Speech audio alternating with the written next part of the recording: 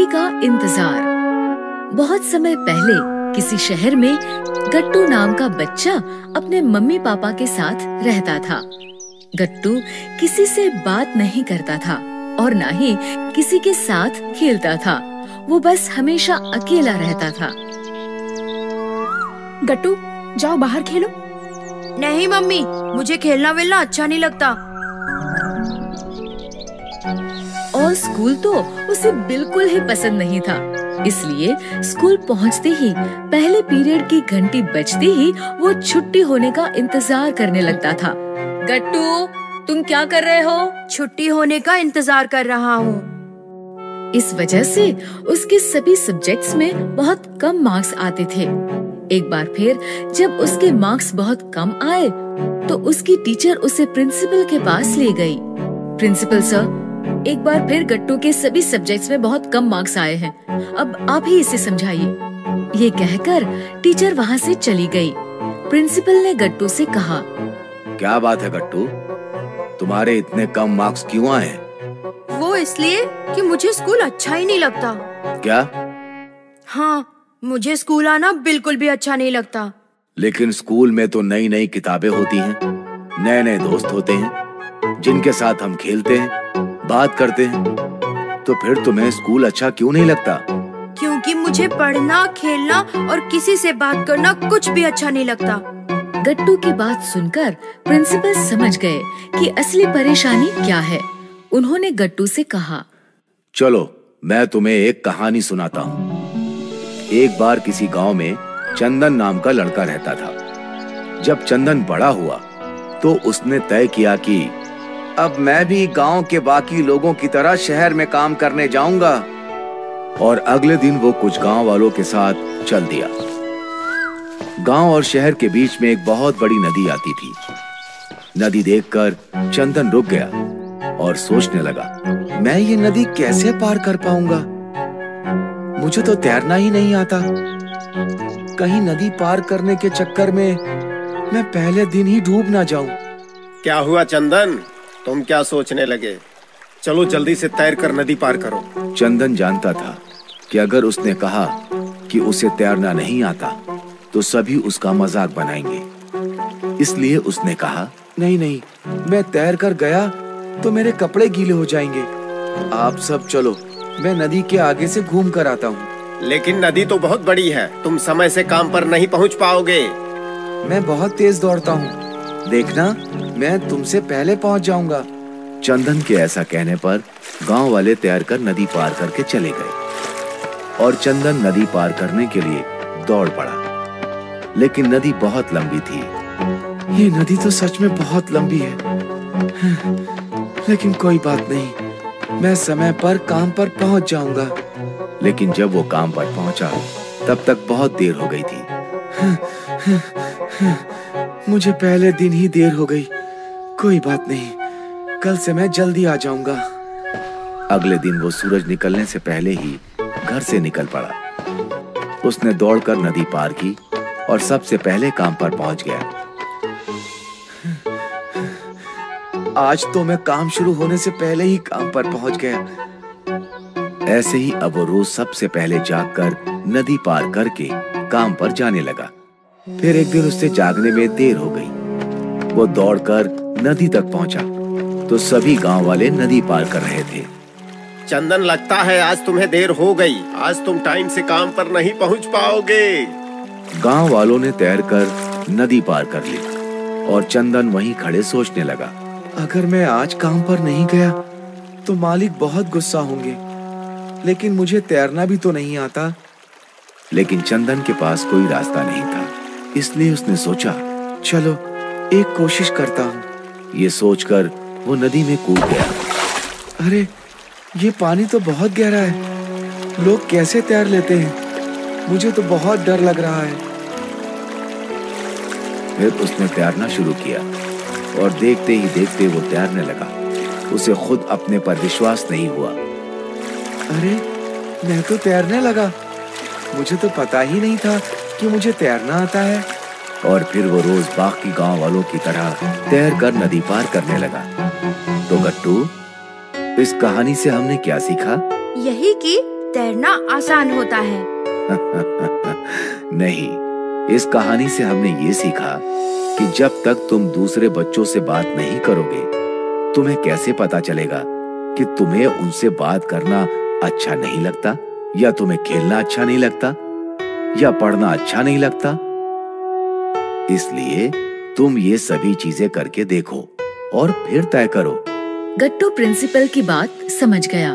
अगले दिन उसने सभी बच्चों से बात करने की कोशिश की। गट्टू, तुम्हें कौन से कार्टून्स अच्छे लगते हैं? मुझे YouTube पर आने वाले पुनटून किड्स के कार्टून अच्छे लगते हैं। वो तो हमें भी अच्छे लगते हैं। और गट्टू को उनसे बात करना अच्छा लगने लगा। ऐसे ही उसने पढ़ना शुरू किया तो उसे पढ़ना भी अच्छा लगने लगा और खेलना भी। अरे, ये स्कूल तो बहुत ही अच्छी चीज होती है। अब मैं कभी भी स्कूल की छुट्टी का इंतजार नहीं करूँगा। इस तरह प्रिंसिपल की कहानी सुनकर गट्टू ने छुट्टी का इंतजार करना बंद कर दिया और वो स्कूल एंजॉय करने लगा। गुरु पूर्णिमा। सुबह हुई तो चिंकी ने आंखें खोली। उसने देखा कमरे में गट्टू नहीं था। चिंकी चौंक गई। कमाल है, गट्टू कहाँ चला गया? रोज तो लेट उठता है। लगता है आज जल्दी उठकर नहा धोकर कार्टून देखने बैठ गया। तभी कमरे में गट्टू की एंट्री हुई। गट्टू के पास काफी सारे गुलाब के ताजा ताजा फूल थे। गुलाब की महक पूरे कमरे में फैल गई और चिंकी भी एकदम फ्रेश हो गई। वाओ, गुलाब? तो मतलब आज सुबह सुबह तुम गुलाब लाने गए थे? मैं तो सोच रही थी तुम कार्टून देख रहे हो। नहीं चिंकी, आज मैं जल्दी उठकर गार्डन में ये गुलाब लाने गया था। तुम्हें भी साथ ले चलता, लेकिन तुम गहरी नींद में सो रही थी, इसलिए अकेला चला गया।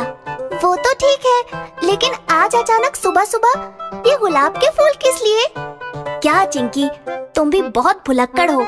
याद है ना, आज गुरु पूर्णिमा है। मिश्रा सर ने क्या कहा था? हमारे पहले गुरु हमारे माता पिता होते हैं। वो हमें बोलना, चलना और बहुत सी चीजें सिखाते हैं। इसलिए सुबह सुबह सबसे पहले उठकर उनका आशीर्वाद लेना चाहिए। लगता है तुम्हें बिल्कुल भी याद नहीं है। गट्टू की बात सुनकर चिंकी एकदम से चीख पड़ी। हाँ हाँ, याद आया याद आया। आराम से, मम्मी पापा सो रहे हैं। हमें उनके कमरे में जाकर सरप्राइज देना है। ये सुनकर चिंकी आवाज नीचे करते हुए बोली, सॉरी सॉरी, मैं भूल गई थी।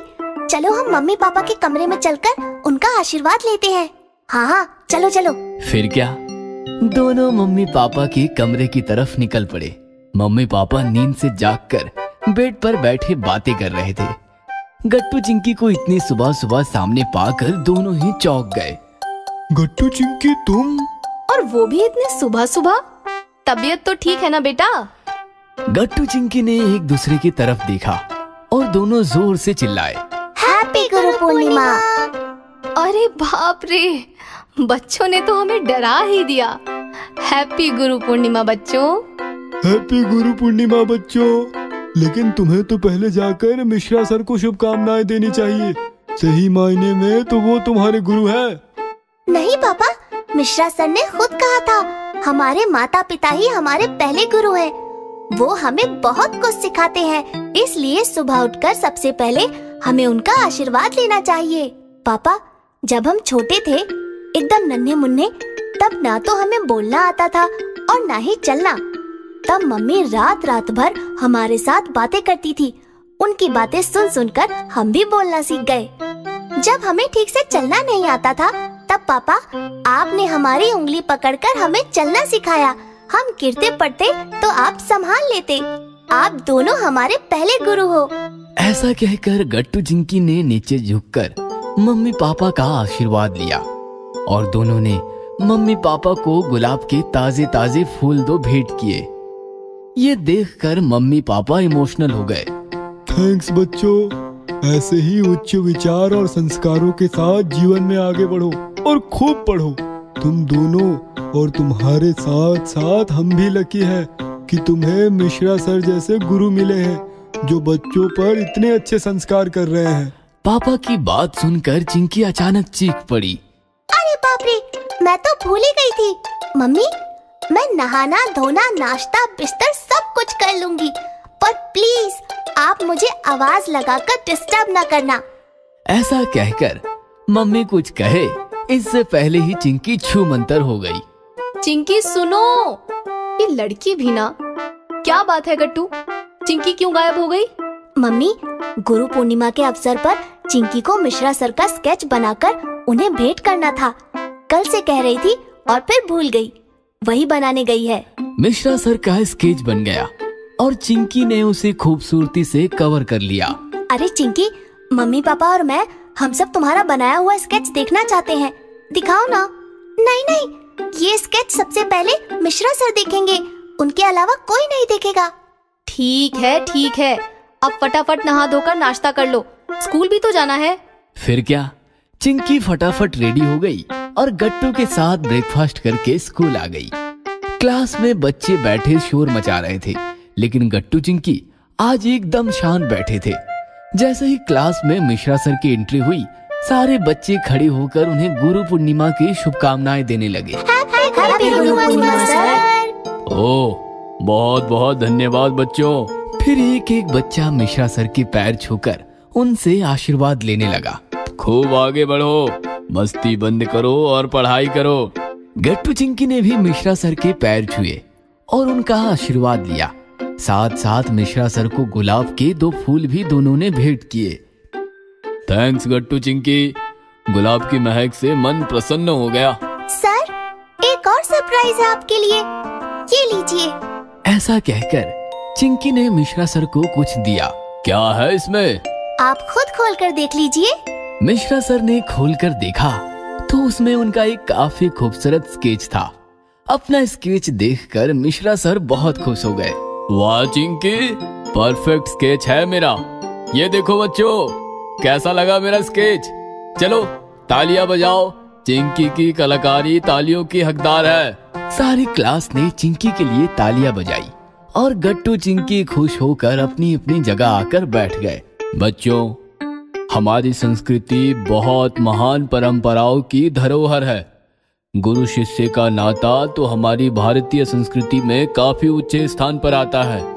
गुरु कौन है? अज्ञान के अंधकार से शिष्यों को ज्ञान के महासागर में लाने वाला नायक गुरु होता है। इसलिए गुरु का सदा सम्मान रहे। शिष्यों को गुरु का महत्व तथा शिष्य गुरु के प्रति आभार व्यक्त कर सके और गुरु शिष्य के नाते को संजीवनी मिलती रहे। इसलिए हमारी महान संस्कृति में गुरु पूर्णिमा का महत्व है। इस प्रकार मिश्रा सर बोलते गए और बच्चे उन्हें सुनते गए और सुनते सुनते मन ही मन अपने गुरु के प्रति पूर्ण निष्ठा और श्रद्धा रखने का फैसला भी लेते गए। अगर आपको हमारी वीडियोस पसंद आ रहे हैं तो इन्हें लाइक करें, कमेंट करें और सब्सक्राइब करें।